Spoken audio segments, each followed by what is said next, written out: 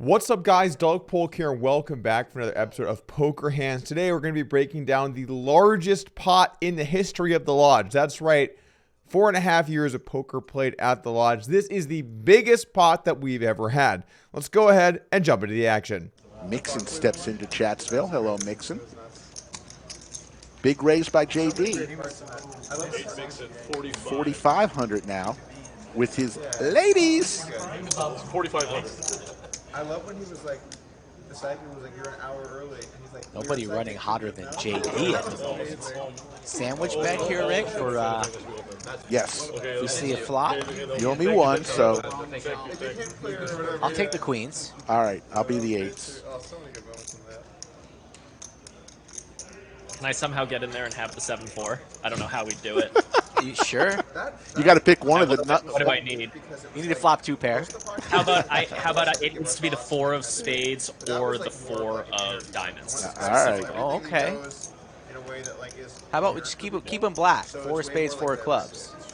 That's smart, Skull. 3 players. Let's do that. Our hand begins at 100, 200 with a $400 ante, and if you're interested in sometimes playing games like this, once a month we run a 100, 200 game over at the Lodge. You can either reach out to me or Skull Mike to get in the game. I know, I'm sure a lot of you guys were hoping to head on down to the Lodge and buy in for 50,000 American dollars, but you know, figured I'd put the offer out there. Anyway, Terrace opens it up under the gun +1 with the pocket 8s, definitely the standard play. Action folds around to Nick in the small blind with the 7-4 suited. This is a hand you're probably going to want to let go out of position. Definitely a hand you want to raise on the button, but when you're facing opens, it's probably not going to fare all too well. If you're in the largest straddle, you're probably going to call and see a flop, but your odds aren't that great, and you could get squeezed, so this is one you probably just want to throw into the muck. Nick does decide to make the call, though. Now the action's on JD Poker with the pocket queens. He's going to put in a raise, which you definitely want to be doing as your main action. Every now and then, maybe a call to trap, pre-flop, and give yourself some strong hands that wouldn't be suspected. Seems like a decent play. But in general, you're going to want to re-raise with your pocket queens, get some value, and get these guys to call with hands that are almost certainly worse than yours. I think this size is a bit too small here from JD. He makes just 4.5 thousand. The opens to 1.1, so this is just over a 4x raise, and there were 2 guys already in the pot. I think I'd want to make this closer to $5,000 or $6,000 if I was going to re-raise. Make it a steep price to pay, and then you also get a few more bluffs because you're more likely to take the folds down pre-flop. Anyway, he does make it 4.5 thousand, and now the action's back over to Terrace. With the pocket 8s, you have a very clear call. Nothing else you can really do here. Not the kind of hand you're going to want to put a re-raise in pre-flop, that's for sure. And it's not the kind of size where you could maybe consider laying down your 8s every now and then. And look, guys, I know that sounds insane to fold middle pocket pairs to 3 bets, but I've been looking at some sims lately, and it's looking pretty tight. Anyway, 8s go ahead and make the call. And now back over to Nick with the 7-4 of hearts. Once again, I think I would just let this one go. But here he is getting a pretty attractive price. Closes the action and then guarantees himself getting to see a flop. So probably another spot you're going to want to let it go. But Nick does decide to make the call. And let's take a flop. Wow. Oh, a black 4, Brady. Wow. It's rigged. Rigged. Trips now Good for at this Nick. game, fellas. By the way, our sandwiches are very expensive here in San That's what I was Diego. going to say. We're buying Austin Yeah, sandwiches. you got to come here and collect in person. Otherwise, bet's void. Congratulations, Iron Mike Brady. We Nick, got That's trips my for first Nick. Yeah, and this is probably going to get expensive for JD, and I also kind of can't imagine Terrace not putting in at least a little bit of money here. Kind of depends on what happens right now. Or rather, just on Terrace first, so he's certainly going to put in some money. JD bet 3.5, and action now back on Terrace, reaching for calling chips. Makes the call. Nick loving life here. Really the only one that has a 4 in his range here. Will he go for the check raise now into multiple opponents, multiple spades on board, and he's reaching for raising chips. Yeah, I think with his stack size quite deep in general, I think you've got to kind of put in the raise here and just try to pump up this pot, maybe get the money in by the river. If you just call, you risk things like a spade coming on the turn or something like an ace that might scare a hand like pocket queen, so it makes sense to go ahead and just put in the raise right away. The tough thing It's also with it kind is of that a small thing, but it's nice for him that he has 7-4. He doesn't have like another high card, so he doesn't block hands like pocket queens. you with a bunch of bullshit that guys don't. I would agree to all that, Mr. Brady. Let's see what JD does. Still has a player to act behind. Did see Nick try and bluff him about 10 minutes ago, and JD can't get away just yet. Makes the call, so we have a pot building. What will Taras do now? Facing a raise and a call. And it's like, are we going to be able to change I think that? this would be a pretty trivial fold, but you never know when you're going to get sticky. I know because I put a video on YouTube and there's a girl in the hand and I read the comments. It's fucking terrible. It's terrible every time. There's a really good take by Mental Health, Matt. He said that the people with the lowest EQ. Lexo joins the chat. What's up, Lex? Scotland in there, Timothy Murphy, Mixon, and we have a big pot, boys. They're the ones that tend to be horrible towards women, but we can't put You better cancel all your plans this afternoon, early evening. We have a good one from the lodge. I thought your stance, Doug, on money not being. Taras looks to be in some distress here, right here on the I flop. know more about her situation. $9,000 more to call. He does have 3 to a straight flush. We haven't mentioned that, but he does get away from it. Had the mental health checkup on her or whatever, where she was just like, Queens in rough shape. The flop comes 5-4-4 with 2 spades, a massive flop for Nick here. He flops a very disguised 3 of a kind, and this is the upside to when you play these kinds of hands. You are going to be able to connect with boards that are simply going to look very dry. In fact, when I think about what a small blind call raise call 3-bet should look like, it's probably never going to have a 4 at all. Nick checks to JD, and now JD puts a small bet out on the flop. Certainly what you're going to want to do here primarily when you have an overpair. I will say once in a while you're going to want to get tricky when you have overpairs in this spot, but you're typically going to prefer to do it when you have hands like aces with the ace of spades, where you block a bunch of the flush draws that might want to continue and you have the board more locked up. Queen, queen without a spade or a diamond here, you're going to want to just bet this primarily and start to build a pot. Anyway, JD does decide to go for just about a 1/3 pot bet here on the flop, and now the action's over to Taras. In this situation, in Terrace's shoes with the 8s, I think you're going to want to call. In fact, I would argue to have probably no raises at all here. If you wanted to have a very small range of hands raised, like a set of 5s, and then maybe occasionally a hand like ace-4 suited, and then working a few bluffs and spades, that's fine. But the reality is you have so few strong hands compared to your opponent, you're simply not going to be able to raise that much. If you raise your good hands, then when you call, you obviously have hands like 8s. So I'd recommend for a strategy here of just calling versus this bet. Taras does decide to make the call, and now over to Nick. Bit of an interesting situation here because in general, I would argue to not have raises here in Nick's shoes because you don't have a 4. But he has a 4. So clearly that strategy is not the most applicable. Great English there. If you are going to play some wide ranges pre-flop, then it does make more sense to put some raises in here with hands like a 4 because frankly, you're way ahead of both players. No one's going to have you beat here often at all. And on top of it, your range is fairly disguised, or rather your hand is disguised because your range doesn't often connect with this board. That said, if you're going to have 7-4 hearts here, you're also going to have a lot of other hands that might want to call on this board and see turns and rivers. Hands like ace, queen of diamonds, or 7-6 suited, or 6-3 suited. Not that unreasonable next to 7-4 suited. I think that I lean towards a raise, but I also don't mind a call. Nick does decide to go ahead and bump it up and try and get some value.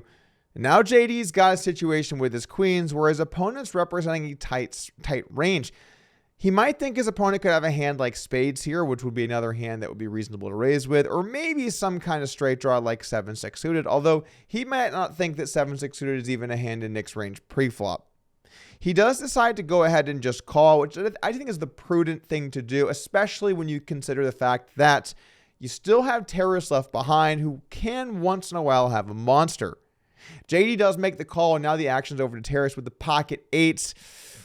Tough spot, Taras, but realistically, what are you going to do? Even if Nick is getting out of line, JD's going to have a bunch of overpairs. I wouldn't imagine he's going to bet call this flop with too many high card hands. So realistically, JD either has a flush draw or an overpair.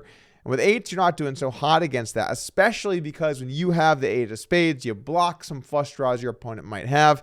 And you also make it less likely someone's getting way out of line here with a hand like 8-7 suited or 8-6 suited. So all of those things considered, I think I do like getting away from it now, which Terrace does decide to do once again. Very nicely played hand here from Terrace. And let's go ahead and take a turn. Drawing the 2 outs. I'm not trying to pretend like Vote now we're the for Nick. I don't think Nick's going to be worried about that 5 at all. He'll continue to fire, I imagine. like if someone's a violent criminal, knock them Huge bet. If someone has like 15,000. yeah, no scammer, knock them on the stream. Although we'd have Tom on. He wants that to come out. Jungle just tweeted whatever. We get excited. Updates for that. Hey, what? But Jungle said something about Tom. Beautiful camera work from Maestro Matt Sweeney. Will that 5 perhaps give an exit to JD? Maybe he was thinking that Nick was raising with an ace-5 potentially on the flop or something like that, now losing to any 5 or 4. Always great with Purple Lodge, you know? Always great. Never Will ending JD give him credit for a 4 or a 5? He seems to be smirking a little bit. I think he's going to find the fold here.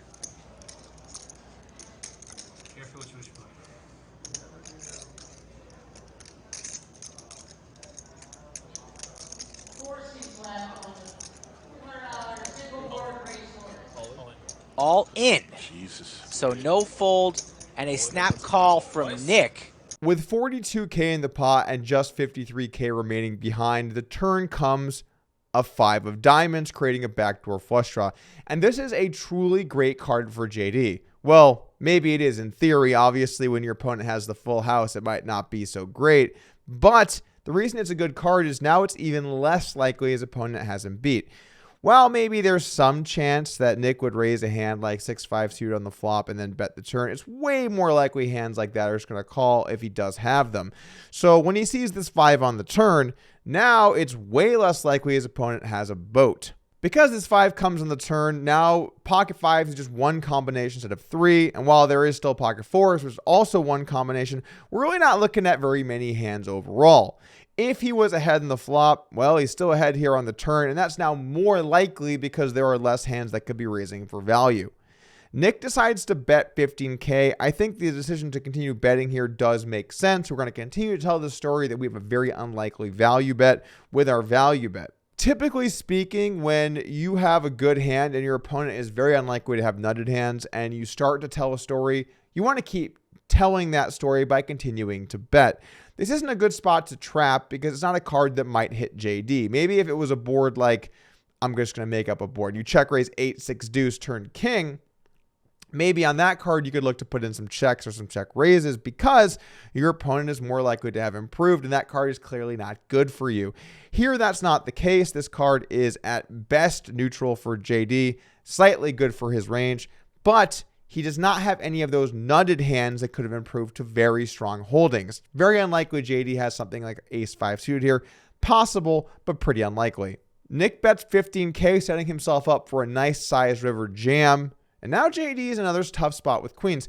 And he decides to do the aggressive maneuver of risking it all. When you first look at this play, you're probably going to think this looks very bad, and I can understand why you'd think that. You're putting it in with just a pair, an overpair to the board on a double paired turn, and by all accounts, if you're behind here, you're almost dead. If they have a 5, you're drawing to just a queen, and if they have a 4, you're drawing to either a 5 or a queen. So you're certainly in not good shape here when you do have queens against a hand like 7-4 suited, but here's what JD is thinking. I assume, I haven't talked about this hand, but I assume this is what he's thinking.